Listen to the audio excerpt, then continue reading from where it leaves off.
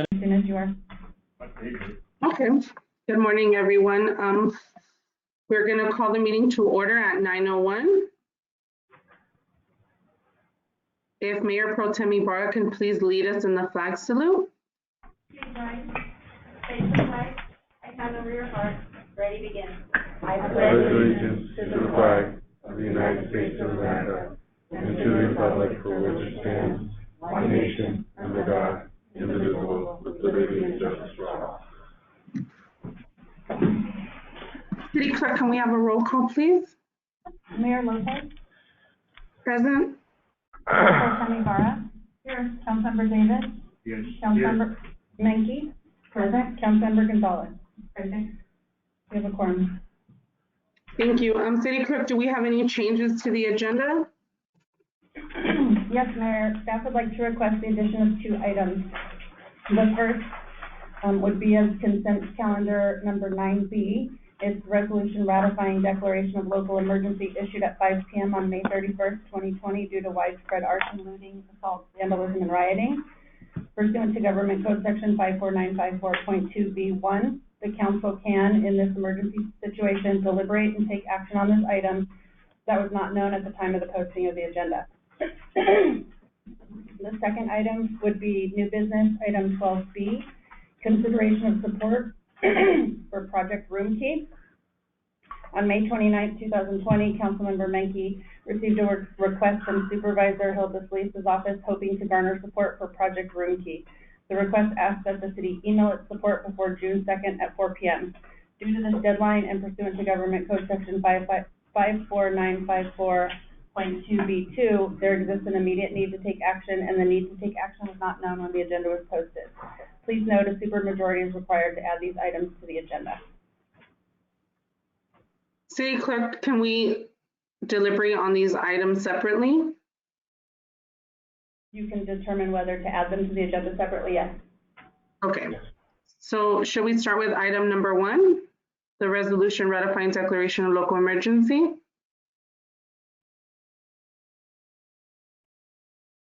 The motion would be in order to add item 9B to the agenda. I'll second. Motion by Councilmember Menke, seconded by Mayor Pro Tem Ibarra to add item 9B. Mayor Lopez? Yes. Mayor Pro Tem Ibarra? Yes. Councilmember Davis? Yes. Councilmember Menke? Yes. Councilmember Gonzalez? Yes. Motion carries. Okay, now item 2, the consideration of support for Project Room Key.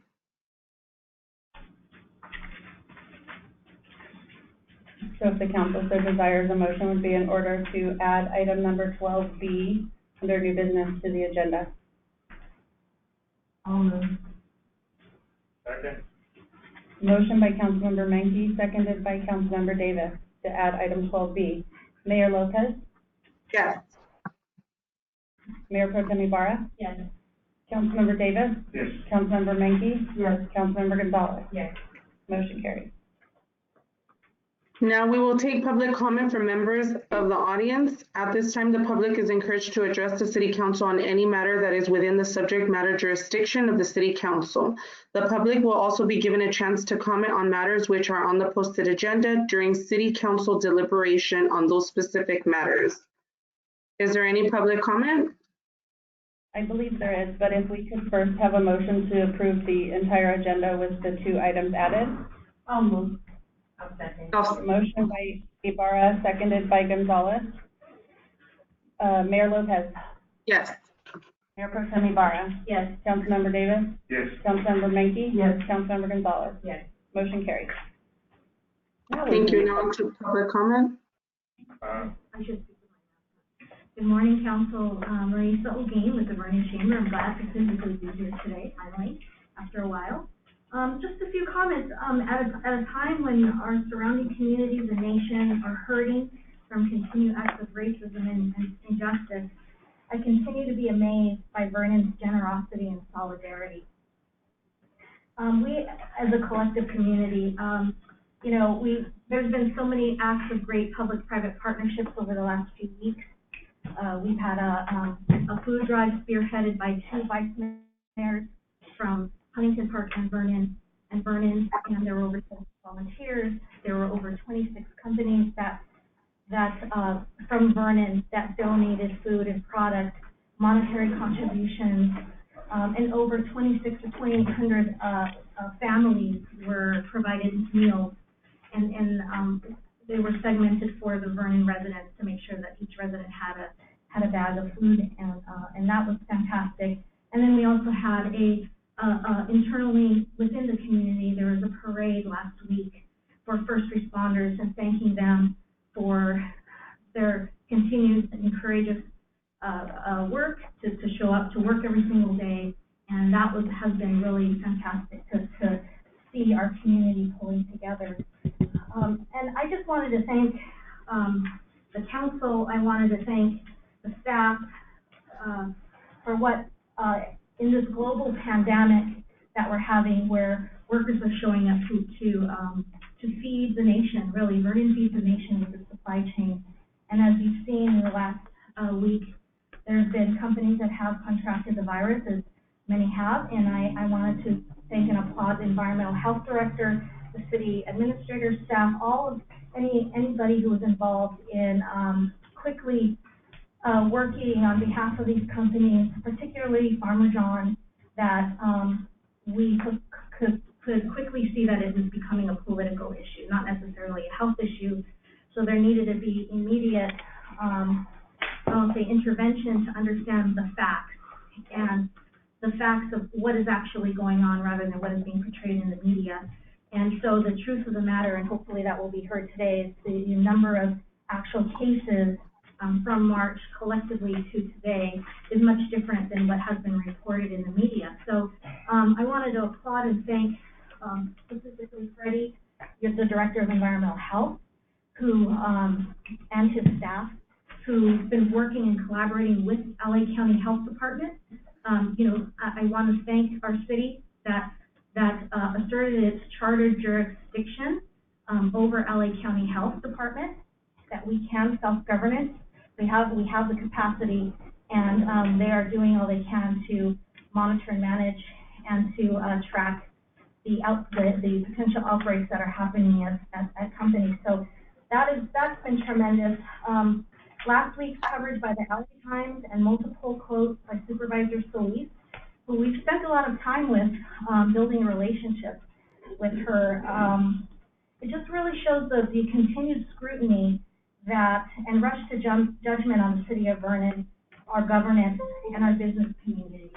So I just want to, acknowledge that and say that publicly, in the fact that we continue to have scrutiny over our city, and that I applaud the solidarity and the working together with each other. That's really important to continue to do, and I thank the city staff for working very hard. And I just know that employers who lost 50% of their revenue, it's going to be very tough for those companies that are non-essential, just trying to reopen, and then the essential businesses with workers who are coming to work every day and trying to make sure that they get their paychecks and be managed with this incredible. I'm so sorry, I can't speak, getting nervous, but just the amount of the HR directors and the safety professionals in the plants that are really trying to meet OSHA compliance, AQMD, FDA, USDA, all of these major workers' comp, sick leave. These companies should be really applauded. They're trying to do the right thing. They need guidance, not policing. So I just applaud the city of Vernon for working proactively and for the employers and the residents and the workers that come to work every day. So just thank you all for this time, and we'll continue to work together. Thank you. Do we have any additional public comments? Does not appear so. Okay, seeing there are none, we will now go on to presentations. Item number 1 is I-710 South Corridor update by Gateway Cities Council of Governments, and Public Works Director Wall will present the item.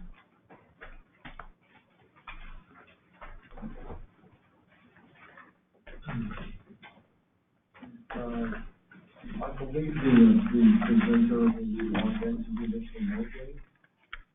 I thought they were gonna be. They're not? They are not here, but I'm informed that they've logged in remotely. Is that? No, we would see them. Actually, let me check. No, we would have had to send them the login information. I'll do the presentation. We can try to get it to them. They probably logged in, but they can't. Okay. If you wanna. Yes. Actually, do you know? Why don't we just defer? Okay. You need a motion? No, we'll just continue with the agenda and come back to this item. So, Okay, Mayor, if it's okay, we'll move on Because to I item could, number if they're 2. on here, I could make them. Which Okay. is citywide public budget. hearing? Yes. So now we will go on to the public hearing portion of the agenda.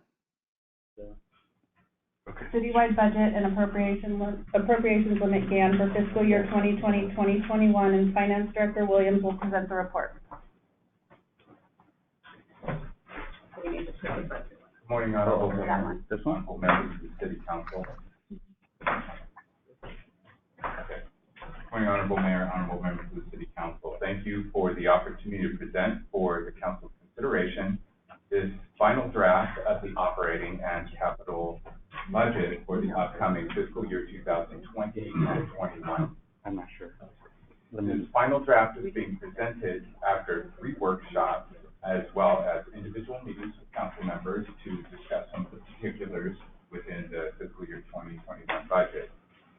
And at the April 7th, 21, and May 5th budget workshop meetings, staff presented a proposed fiscal year citywide budget, and this included an overview of the city's overall financial position. And it was at this time that we identified both challenges as well as strategies to address these issues in the short and the longer term. In addition to the city's fiscal policy, budget process, historical budget comparisons, and this is both citywide as well as fund-specific, staff presented adjustments made in light of the profound economic impact of the state of emergency.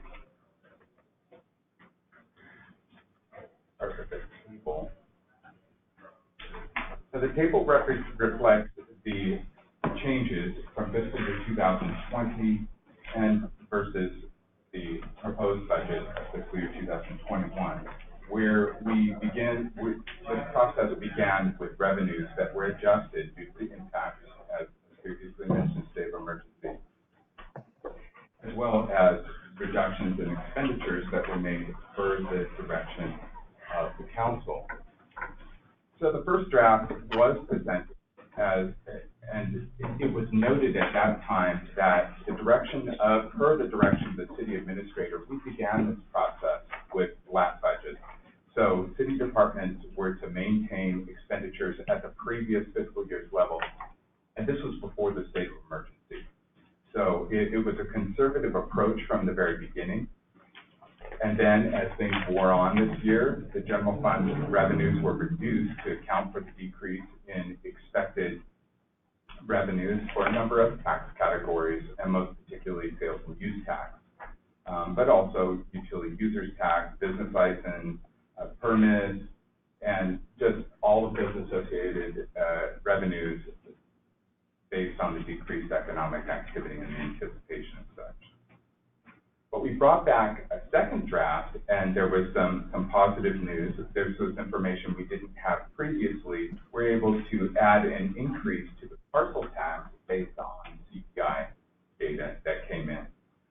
Also, and very significantly, sales and use tax revenues we were able now to take into account the positive impact of the newly approved, voter-approved sales tax measure.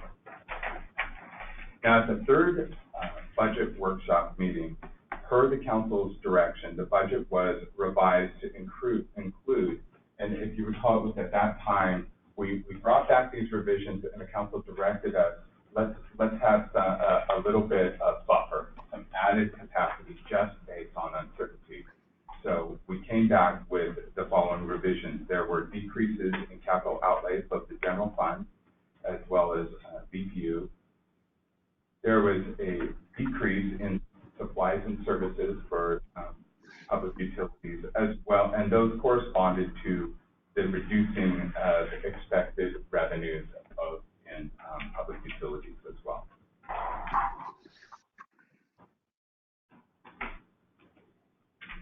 So by way of recap, the cumulative total, just to highlight various categories, there was a decrease of approximately $700,000 due to staffing modifications, or $711,000.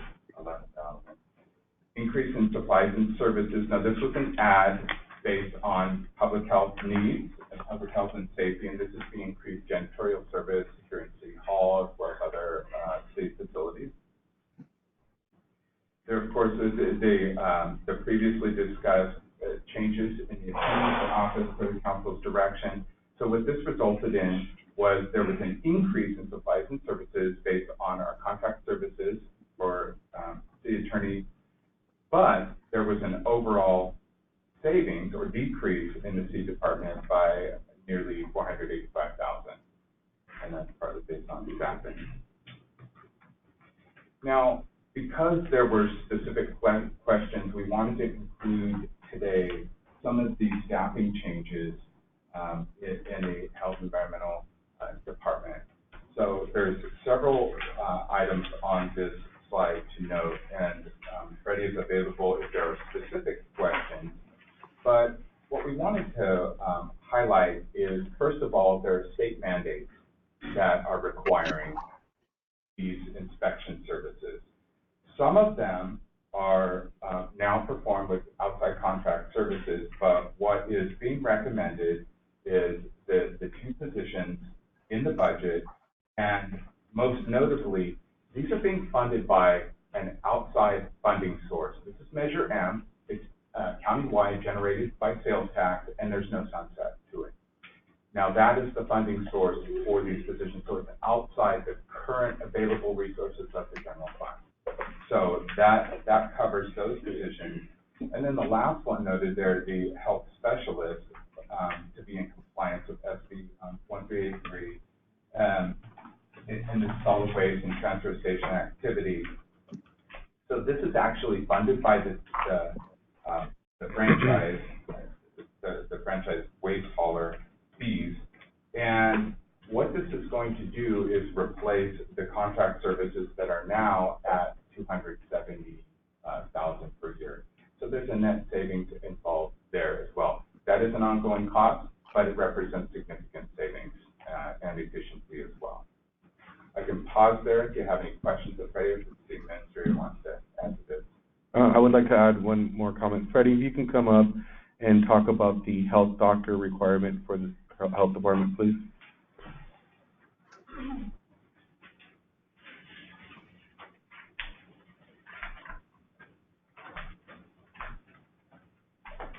Good morning, and thank you for giving the opportunity to speak. As Carlos mentioned, and you know, with our budget and everything is going on, I came to the city when I started. I remember when I accepted the position, Carlos told me, you know, we want this to be the best health department in the state, and that's been my goal from day one. In order to do it, I want to make sure it's right size, and not only that, we have the right positions and the right people in place. And one of the first things when I came on board, that it came up actually through the process, I asked, what is Vernon's health officer? And that was a little hard to answer because Vernon, I don't know how long it's been, never had a health officer position, which by state mandate, it has to be an MD. Or medical. So that person, we work in conjunction, but when it comes to epidemiology, when it comes to issues like that, that's when that person comes into place. So that was something we're working on as we're trying to right-side our staffing, and obviously COVID happened. But that work to continue with everything else that's going on. And I just, through Carlos' leadership, I want to mention we actually have medical doctor that's been in the business, worked in LA for 30 years, retired. accepted to be City of Vernon's health officer. Very respected around the state, so we're looking forward to that person coming. We're gonna come to the council to get an official appointment once it's all set. But we're looking forward to working with them. They have some great opportunities to really do great things in the city. So I just want to add something quickly. Scott mentioned Alan. So again, when I came in, and it's not just solid waste, it's about recycling. It's about, it's a holistic approach. It's not just, and we get franchise money to do this work. However, for over a decade or so, the city was paying an outside contractor doing the work to a tune of $270,000 a year. I reviewed the program, said what was going on, and I was not happy what was happening. I didn't like the work that was done on behalf of the city. I couldn't answer car recycle questions about what we've done and how we're doing things. So again, with the leadership of Carlos, we talked about it and realized it would be better to bring it in-house. Well, this is an ongoing thing. It's going to happen. It's yearly. We've been paying, for the amount, what we can, as part of for us having a better control of what we're doing. So again, this is some of the things that we're looking, bringing in-house so that we can do a better job. And not only that, we can support the businesses in Vernon so that they're meeting all the state mandated requirements, especially with SB 1383, which now mandate the local jurisdiction to be the responsible party, the enforcement, the education. So we want to leverage that so that we help these businesses, we help the city, and we make sure that people are doing what's required. With that said, if there's any questions, I'll be more than happy to answer that. Thank you.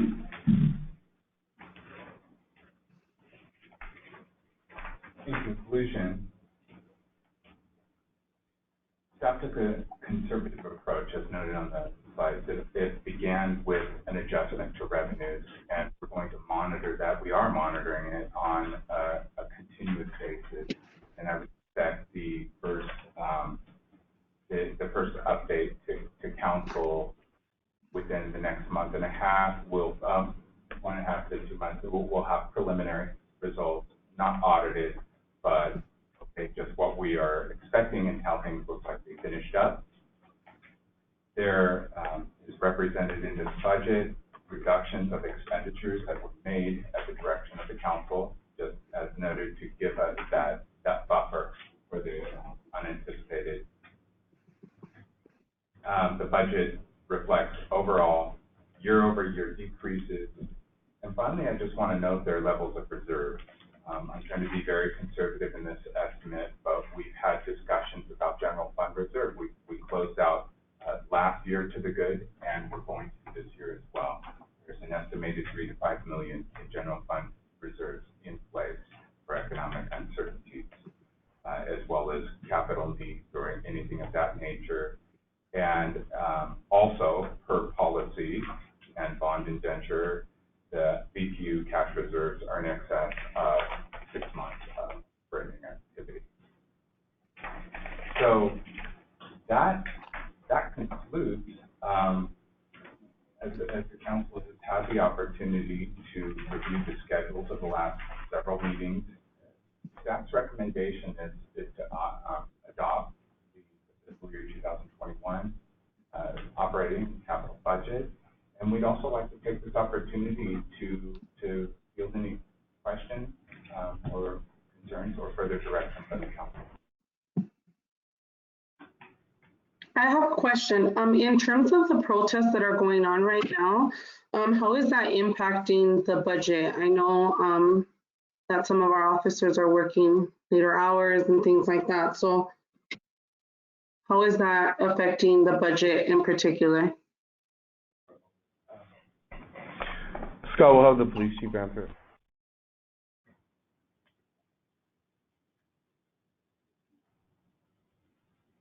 Madam Mayor, Council, good morning. And to answer the question, fortunately, we've been very financially, fiscally responsible during the year. So we come into a position where we're ending the year, and we still have, I'm gonna be very conservative, but say about 20% of our overtime budget available to us. So, we're in a position in a very strong position to have extra officers during these uncertain times to ensure public safety is maintained and managed in the city of Vernon. So to answer your question, we're in a very strong position with available funds to end the fiscal year in the black in our overtime budget and work through the needs of our community for the next 30 days. Answer questions? Yes, thank you. Is there any other questions from council? I just have a comment. I just wanted to thank everybody, all the staff members who helped me. This is not my strong suit. We took the time and were very patient with my idiotic questions, and I have a lot of them. I don't have any today, thank you, because of that. So thanks again. You guys went above and beyond. Any additional questions or comments from council?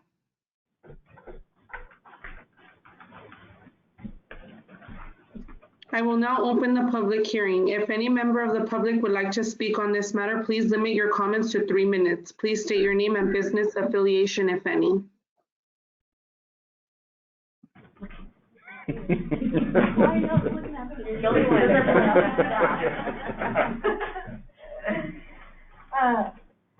Just the fact that I'm Marisa with the Vernon Chamber. So, as you know, the Chamber of Commerce has been the lead year after year with the budget and pushing to address the structural deficit over the past 10 years and agreeing and disagreeing and working on tax measures, some that failed, and some that were approved. And so it has been a tremendous effort to get to where we are today with a $35 million surplus. That's unheard of in our city. And it has a lot to do with leadership and making important, having the guts to cut budgets and make important decisions that are uncomfortable. Outsourcing our fire department so that we can sustain ourselves, sustain the general fund. And so much work has been done, and in this instance, the chamber hasn't been able to, with this pandemic and helping companies, we haven't been able to get new leads of this budget. I noticed that you haven't done I didn't believe you had department head presentations. There's probably thought process behind that. So, but the fact is so much work has been done. With the fire department, we're shoring up our financial position. That's fantastic. So I just want to applaud the effort. I applaud the council's nitty-gritty questions, and it's great that the council is actually getting in and stepping up and having meetings and asking questions. That's all very positive. So I just want to thank everybody. I think, the sales tax, we're hoping that will provide additional revenue and positioning ourselves for reserves to do more things. So those are the chamber's comments on behalf of business for the city's budget. Congratulations. Is there any further public comments? Seeing that there are none, I now close the public comment portion of the public hearing. Does the city council have any questions for staff at this time? Seeing as all questions have been addressed, I hereby close the public hearing and open council deliberations. Once deliberations are complete, I will entertain a motion.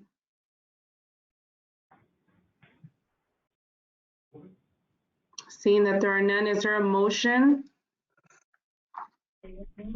for the city-wide public budget? Motion by Councilmember Davis, seconded by Mayor Pro Tem Ibarra, to adopt resolution number 2020-13, approving the citywide budget for fiscal year 2020-2021, and adopt resolution number 2020-14, establishing the city's appropriation limit for fiscal year 2020-2021. Mayor Lopez? Yes. Mayor Pro Tem Ibarra? Yes. Councilmember Davis? Yes. Councilmember Menke? Yes. Councilmember Gonzalez? Yes. Motion carries. Alex, were we able to get No, we're still Not yet. waiting, Okay. yeah. Okay, so we will now go on to the consent calendar. All matters listed on the consent calendar are to be approved with one motion. Items may be removed from the consent calendar by any member of the council. Those items removed will be considered immediately after the consent calendar. Does the council wish to pull any items from the consent calendar? I'll pull 9B, just so that you get an overview on what it is. Mayor Pro Tem Ibarra would like to pull item 9B. Okay.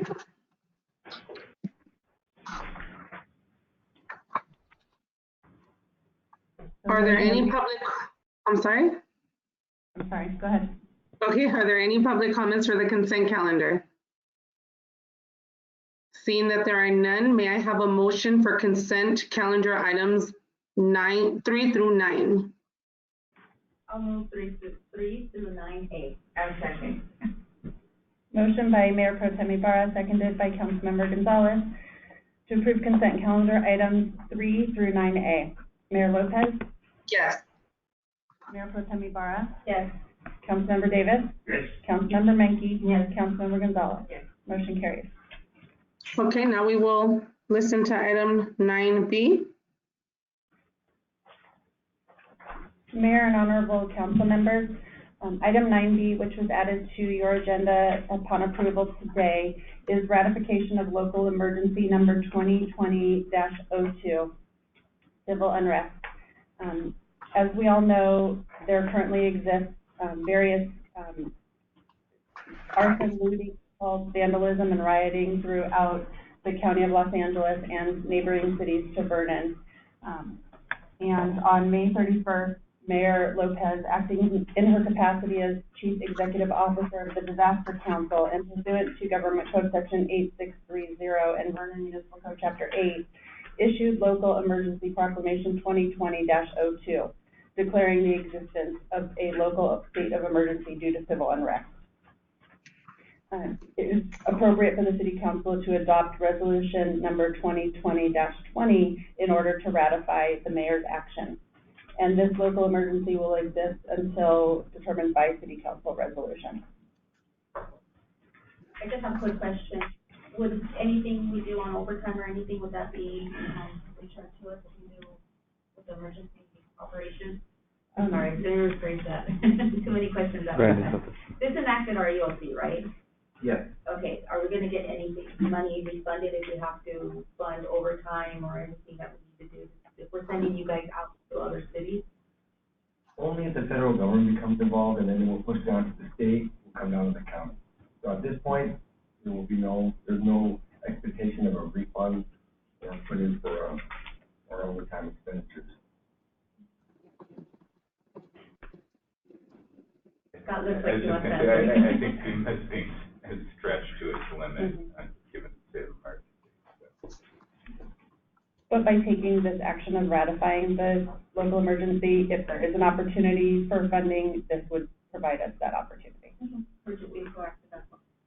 And I would just like to thank the city council for their consideration, because when we spoke over the weekend, it became very evident that they wanted to err on the side of caution and not be reactive to things that were already occurring in our city. And this put the police department and the city in a position to be proactive and to take care of things within our city limits before we were reacting to public looting and fires, things that we're seeing on the news. So I want to thank Carlos for working so fast on a Sunday evening and Sunday morning, and our city attorney, and all who are involved in that process and getting that done for our city. I appreciate it. I want to thank you. Thank you. So do you need a motion on this? Yes, motion would be in order to adopt resolution 2020-20, ratifying emergency proclamation 2020-02. Motion by Mayor Pro Tem Ibarra, seconded by Councilmember Gonzalez. And I'll call the roll. Mayor Lopez? Yes. Mayor Pro Tem Ibarra? Yes. Sorry, Councilmember Davis? Yes. Councilmember Menke? Yes. Councilmember Gonzalez? Yes. Motion carries. Okay, we will now go on to new business. Mayor, Mm-hmm. are able to have our presenter for item number 1 online. Yeah. So if you'd Okay. like to go back to item number 1. Yes, let's go back to item number 1, Public Works. Again, item number 1 is I-710 South Corridor update by Gateway Cities Council of Governments, and Public Works Director Wall will present the item.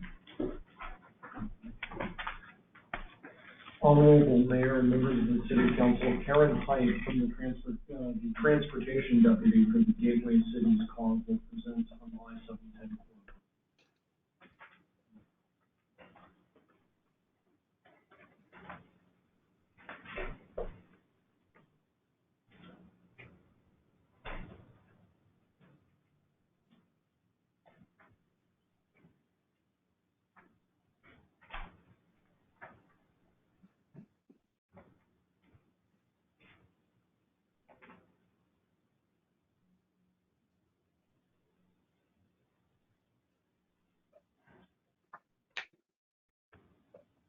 Can you hear us, Lisa? We can hear you, Mike. We can't We hear. can't hear Karen. Well, Lisa, I don't know, is it Lisa? I thought it was Karen. Karen? We can see her volume. Okay, we can see her screen now. All our computer And power she's supply. plugged in. Yeah. Actually, it will be on the other screen.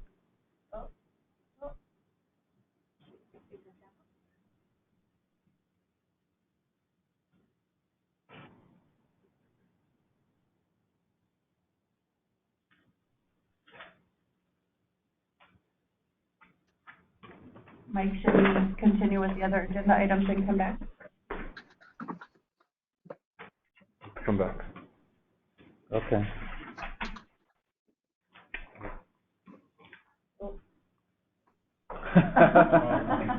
Okay, we see you now. There you go. Can we hear her? No, we can't hear her.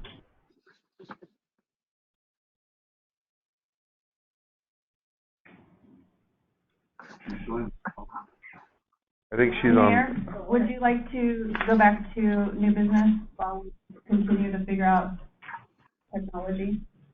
Sure. So we will now go on to new business. Item number 10. Item 10 is amendment number 1 to the side letter of agreement with the Vernon Professional Firefighters Association, Local 2312. And Human Resources Director Earl will present the report.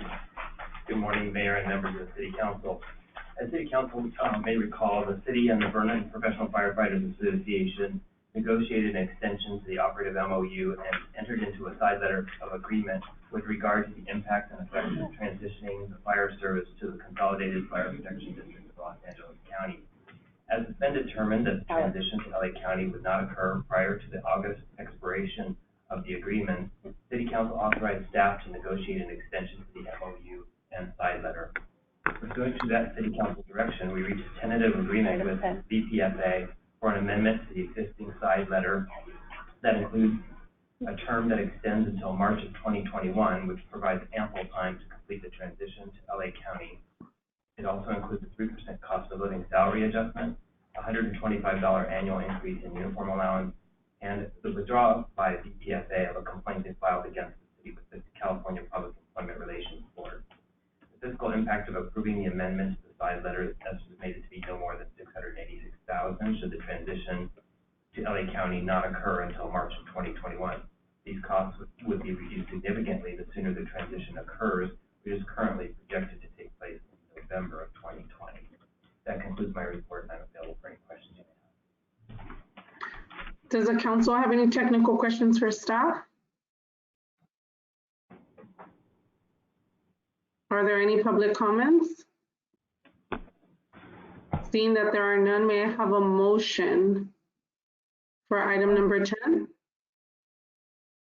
Motion by Mayor Pro Tem Ibarra, seconded by Councilmember Davis, to adopt resolution number 2020-16, approving amendment number 1 to the side letter of agreement by and between the City of Vernon and the Vernon Professional Firefighters Association. Mayor Lopez, Yes. Mayor Pro Tem Ibarra, Yes. Councilmember Davis, Yes. Councilmember Menke, Yes. Councilmember Gonzalez. Yes. Motion carries. We will now go on to item number 11. Item 11 is amendment number 1 to the side letter of agreement with the Vernon Fire Management Association, and Human Resources Director Earl will present the report. Mayor and members of the City Council, consistent with City Council direction, a tentative agreement with the Vernon Fire Management Association was also reached for an amendment to the existing side letter that contains the same provisions that applies to the Vernon Professional Fire Association, including an extension to the agreement to March of 2021, a 3% cost of living salary adjustment, and a $125 annual increase to the uniform allowance.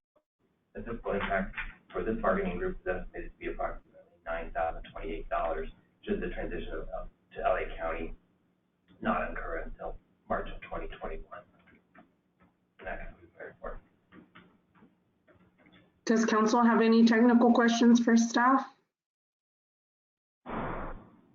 Are there any public comments? Seeing that there are none, may I have a motion for item number 11? I'll move 11. Is there a second?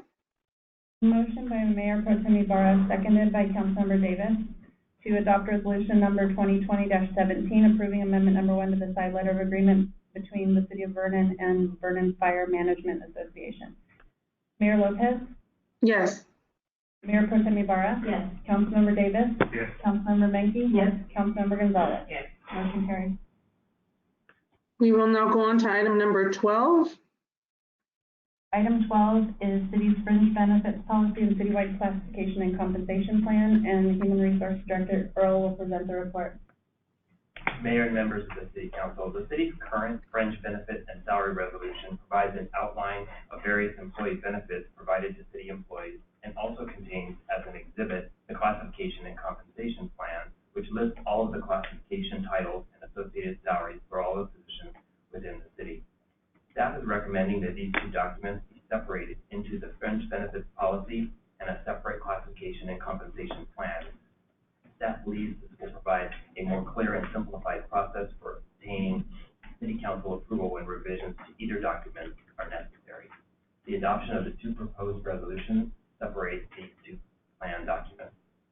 There are no revisions to the fringe benefit portion of the document proposed at this time.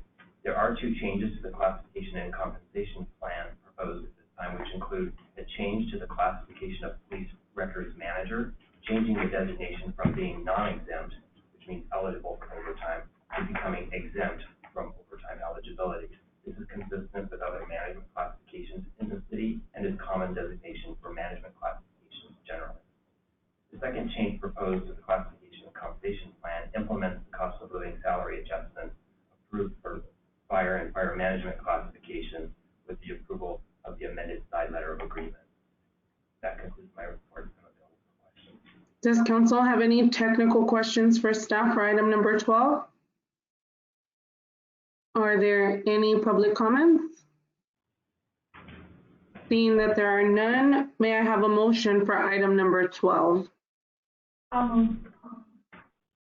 I'll Is there second. a second? Motion by Mayor Pro Tem Ibarra, seconded by Councilmember Menke, to adopt resolution number 2020-18, adopting citywide fringe benefits policy and repealing resolution number 2020-07, and adopt resolution number 2020-19, adopting citywide classification and compensation plan in accordance with Government Code Section 20636B1. Mayor Lopez, Yes. Mayor Pro Tem Ibarra, Yes. Councilmember Davis, Yes. Councilmember Menke, Yes. Councilmember Gonzalez. Yes. Motion carries. Thank you. We will now go on to item 12B. Item 12B is Project Room Key, and interim city attorney Alvarez Glassman will present the report. Morning. Thank you very much, Madam Mayor, members of the City Council. This was an additional item added on by a request from Councilmember Menke regarding Project Room Key. Project Room Key is a program that was developed by Governor Newsom a few months back to attempt to address the homeless situation during the COVID-19 circumstances. My office is very familiar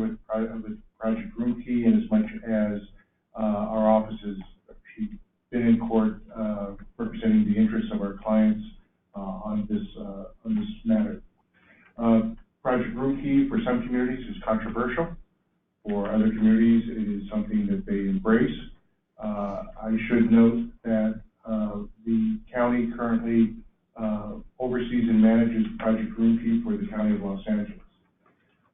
The cities of Huntington Park, Norwalk, Bell Gardens, and Linwood have all adopted ordinances that would prohibit a Project Room Key effort to come through their respective cities without involvement of the city.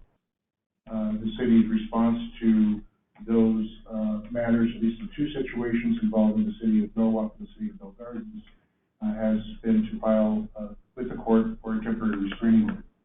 I should note that in both of those situations, a temporary restraining order was granted by the court. And we've seen similar cases in Orange County and other jurisdictions throughout the state.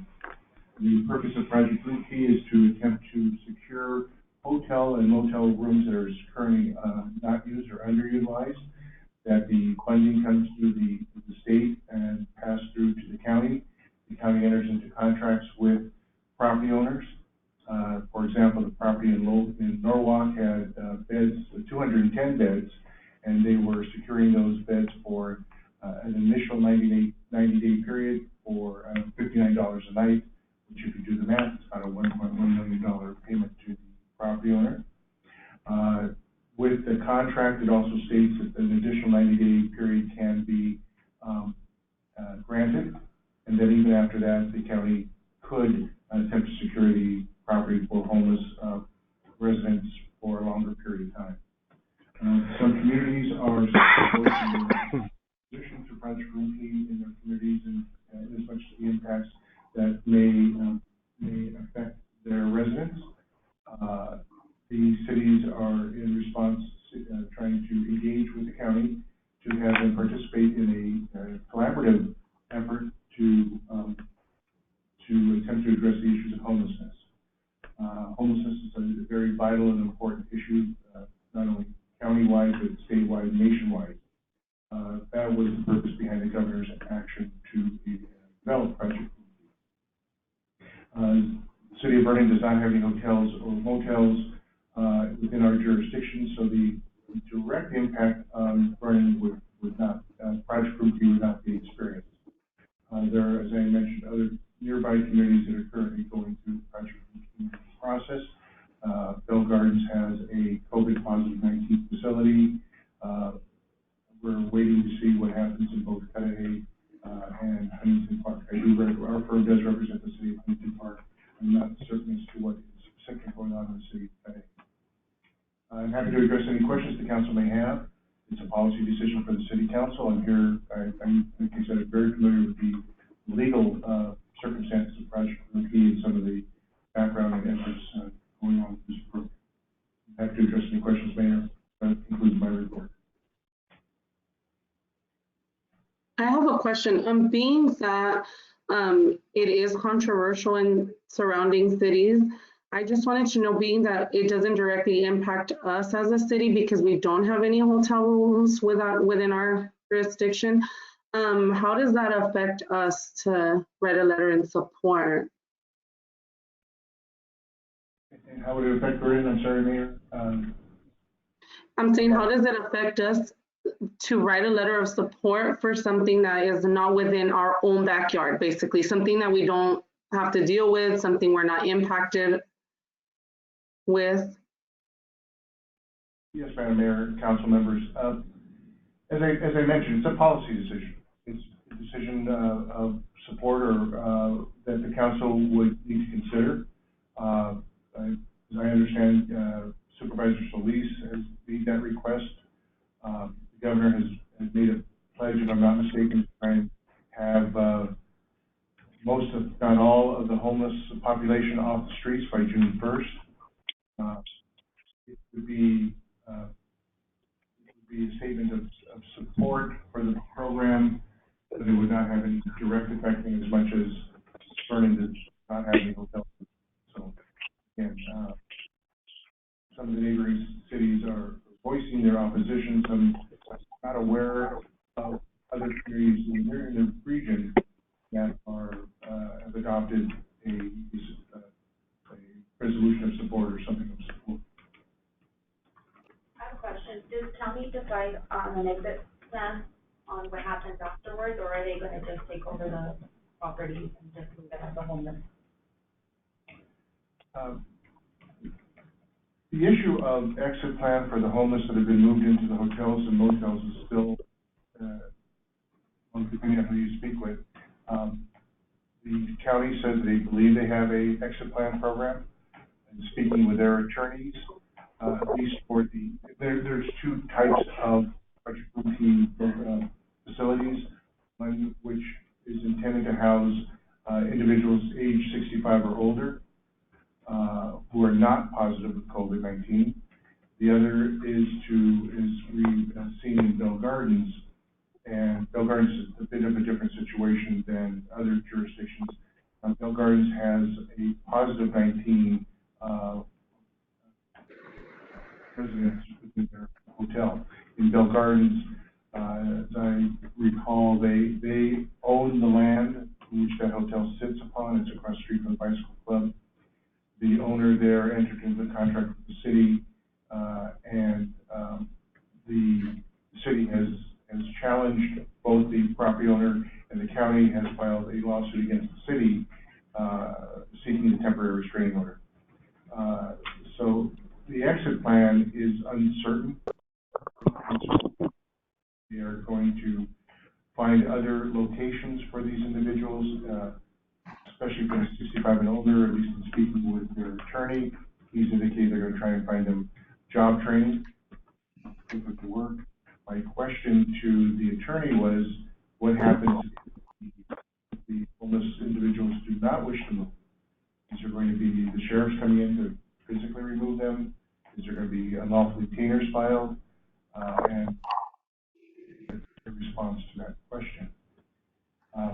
Again, Vernon's statement of support, if the council approves the statement of support, would be forwarded to the county. I'm sure Supervisor Solis would be extremely happy with that. At least at this point in time, the exit plan seems to be uncertain.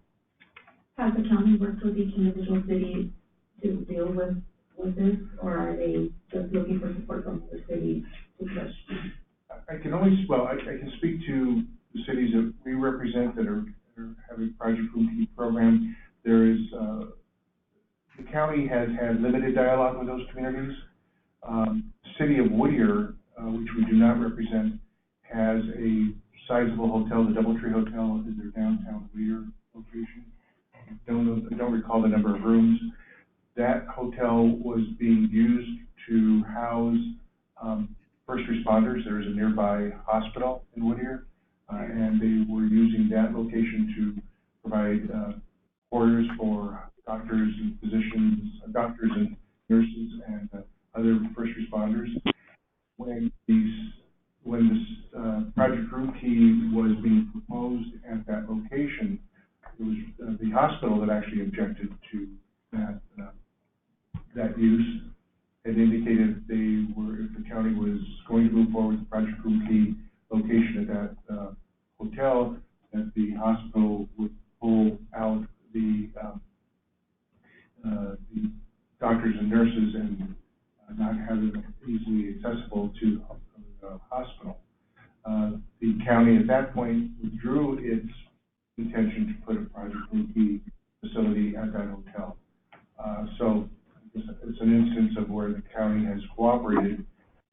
That's due to the pressure of the hospital, more so than the cities. A big issue here is the issue of local control, and the county and the state. And I should note that in a lawsuit, the governor's office filed an amicus brief in support of the county's position, and the county is taking the position that it's the county who has ultimate authority and control over these types of projects within city jurisdictions under the California Emergency Services Act. The court agrees with them, I should note.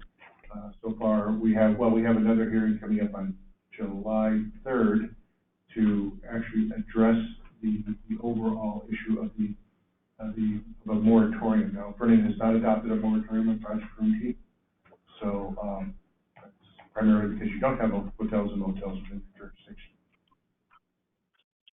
What stops county from pitching tent here in Vernon? That's a good question.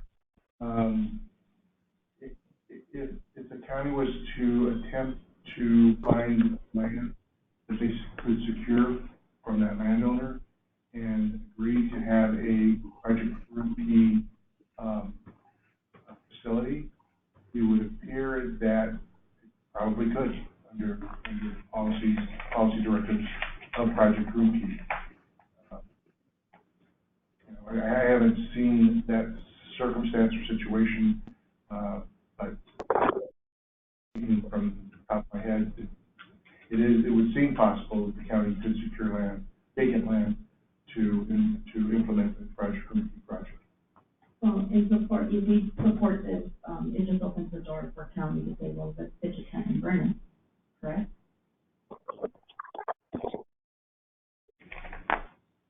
I'll answer that yes, but I will also say that even if you supported it, the answer is yes. If you don't support this, the answer is still yes, because the county's taking the position that they are the ones that get to define how Project Room Key projects are implemented within the city. So they're taking away the control from the government, from each individual city. Yes. How would they rezone our land? They wouldn't rezone the land, council member. Let me give you the Norwalk example. In Norwalk, the land, that hotel was zoned for hotel use. It had a conditional use permit limiting the nature of the use for hotel. The Project Room Key project repurposed, so both from our position, a legal term and actually more so an insurance term, repurposed that hotel into a use that doesn't fit within that zone. The county's position is that the zoning laws, the building and safety code laws, and other public safety laws do not apply to Project Room Key. And so that's the counter argument from the cities, which is local control or local jurisdictions should be able at least to have a sit-down dialogue with the county to try and have them interface and develop a proper program and policies to how this gets rolled out and implemented. So to answer your question, the county doesn't look at the zoning issue. Their viewpoint, I'm not going to speak for the county, but at least based upon their position in not just the Norwalk case, but in other jurisdictions, that there is a significant health threat, life endangering threat. I have emails from their attorneys saying that cities can't try to block or enforce moratorium ordinances because lives will be lost. And that's the counter argument to the local control argument. And I'm all for local control, but during the pandemic, we have emergency order. It's a disaster. So this is what grants the county that ability, correct? Put a hotel where it shouldn't be? It's to allow the use of hotels and motels. And then they're generally looking at locations of 50 rooms or more. The one thing that, again, I'm going to make this statement, but also reinforce and reemphasize, this is a policy decision. I'm articulating to the council some of the legal issues that I've experienced, my firm has experienced, and my clients have experienced, is the county has not expressed specifically, in many instances in advance, where they're planning on placing a Project Room Key program. For many communities that we represent have to be in the southeast area, the population makeup is usually of lower economic, minority, disenfranchised communities, and the county is looking to place programs there primarily because the rooms are cheaper. They can get hotel rooms, motel rooms, and they don't have to pay $100 a night, $200 a night. They pay $59 a night in the instance in R1. And so, from a economic standpoint, the county believed, I couldn't tell you whether there's project room-key projects in San Marino or Beverly Hills, or those are issues that haven't at least come to the forefront. But the county has focused in, Project Room-Key administration has focused in on communities such as Vernon, such as our neighboring cities. Is there any way to find out what other cities, other than Norwalk, Linwood, and Bell Gardens, Project Key has? I don't believe the county has posted that on their website. So I'm not certain. The LA Times a few weeks ago ran an article statewide that addressed Project Room-Key statewide, and in that situation, that article had stated that there are many rooms that have been secured that are still empty. And that was we're starting to get close to probably about 45 days into the Project Room-Key process, and it will be interesting to see what happens in 40 days. My understanding of that article was the vacant rooms were the northern part of California, but every room in Southern California, as far as it's been used, is my understanding. That's also my understanding, yes.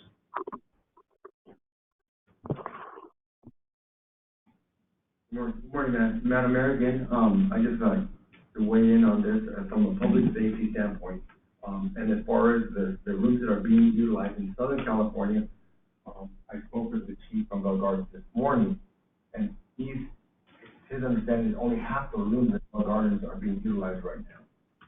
They're not even full, and they are supposed to be winding down starting this Wednesday and done by next Wednesday. However, there's no plan and no direction, clear understanding on the city's half of where these residents will now go. They were all homeless and high risk for COVID, so they were placed in Bell Gardens. The concern I have is that they put two, they were designated as 288 sex offenders in that building without consultation with local authorities before they put them in there. So they had to learn after what their population was in there. That hotel is about 150 yards from a school without any consultation from local government, so they could have a say or a plan or what was happening in the city jurisdiction. That's why they filed and took them to court. Unfortunately, they lost. So my concern is what you brought up, which is an excellent point. What if they secured land here and now they bring their mobile trailers from the beach that they have?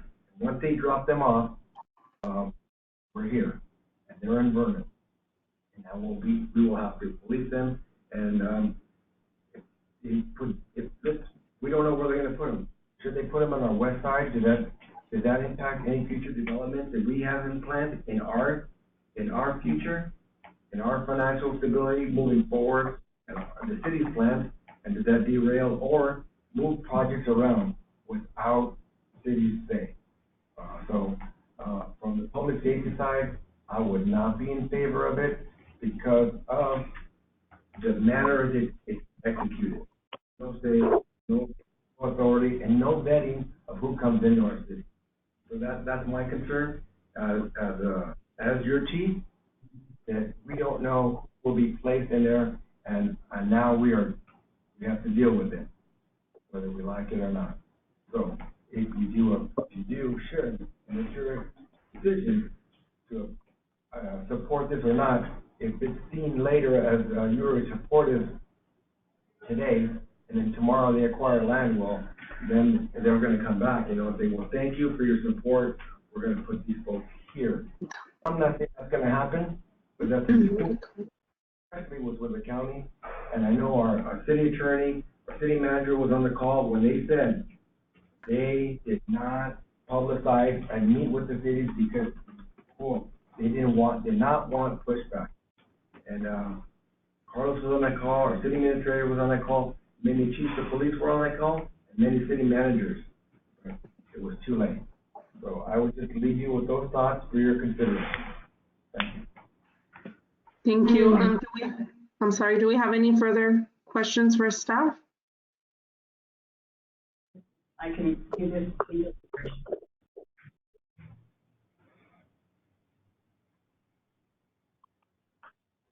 Do we have any public comments?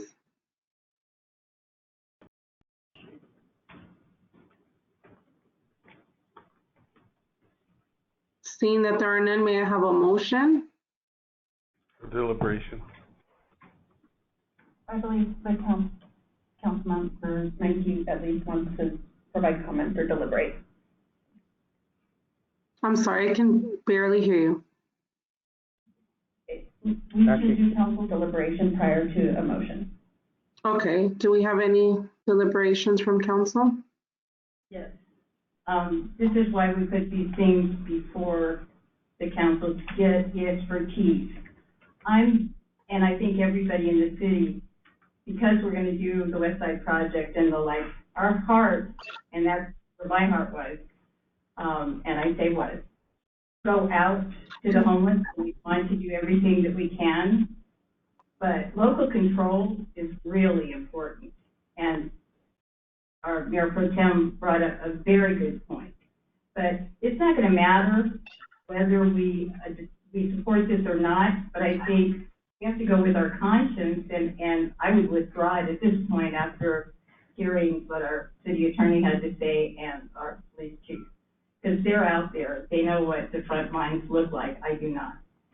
So at this point, I don't support us supporting this. Motion? A motion to not support this, I'll move on. Second. Motion by Mayor Pro Tem Ibarra, seconded by Councilmember Gonzalez to not support Project Room. Mayor Lopez? I don't want to support it, no. So yes to the motion. Yes. Mayor Pro Tem Ibarra? Councilmember Davis? Yes. Councilmember Menke? Yes. Councilmember Gonzalez? Yes. Motion carries. Now, are we ready for item number 1? Yes, Yes, we're ready. Can you hear me? Yes. Oh, my goodness. Hallelujah. Do you have something to present on your end? You should have the PowerPoint. Oh, okay. Maybe put it The instead of 710. yeah, instead of this view. Okay.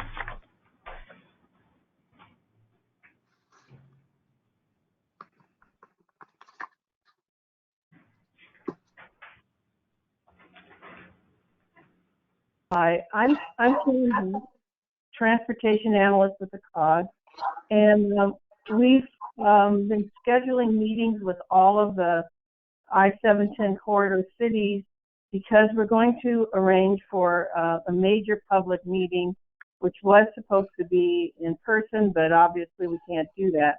But anyway, we're going to have this public meeting on June 16th through a webinar, and we just wanted to make sure that all the cities along the corridor knew that this was going to take place and what basically we're going to cover.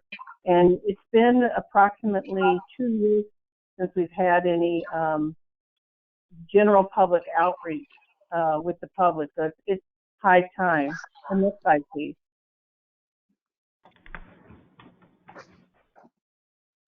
Next slide. Okay, great. This is a quick reminder. This is the purpose and need for the project. Nothing has changed since then. Traffic volumes have increased, and these are still the ambitions. We are about 10 years into our environmental review process, and that's one of the things that's sort of hard to explain, but If you go to the next slide, you can go back and just revisit the history of the project. It began in the 90s with a major corridor study that the cities came up with, and along with Caltrans and MTA, to identify the project issues and goals that you saw on the page, the previous page. The environmental clearance actually began in 2008. There was a draft circulated in 2012, but when the recession hit, the growth forecast changed dramatically, so we had to go back and recalibrate all the growth forecasts. The documents were circulated again in 2017. There are about 3,200 comments, and those comments will be addressed in the final documents that will be circulated towards the end of this year, which will put an end to the environmental review process. The Metro Board recommended alternative 5C in 2018 as the locally preferred alternative. And there was a recommendation to Caltrans, who is the owner and operator of the project, adopted it. But the MTA board didn't just approve it, they attached several motions, including one that specifically doesn't allow for any extra lending to be generated, but it emphasizes the safety improvements and the community benefits for the project. And that's kind of where it is now in the design phase. I can circulate the motions. We will probably do so, discuss them at some length in the public meeting, because they're really important to the way the project will be rolled out. Since 2008, since the passage of Measure R, there have been local congestion relief projects that have been ongoing. Next slide, please. So where are we now? Well, I think I just covered that. We're getting ready to circle the FEIR, FEIS, and there are a few outstanding issues, such as the EPA is not fully satisfied that the Clean Truck Program is going to be initiated at the same time. The MTA allocated $50 million towards this program, and it's in the development stage. That's one of the items that we're looking for public input on in the June 16th meeting. The constraints for construction projects, other than the locally sponsored project, is the first decade projects, with the Measure R, have to be consistent with what moves ahead. So if, for instance, I think it's the city of Southgate realigning the top of a the top of an off ramp, that and widen the street to accommodate traffic flow,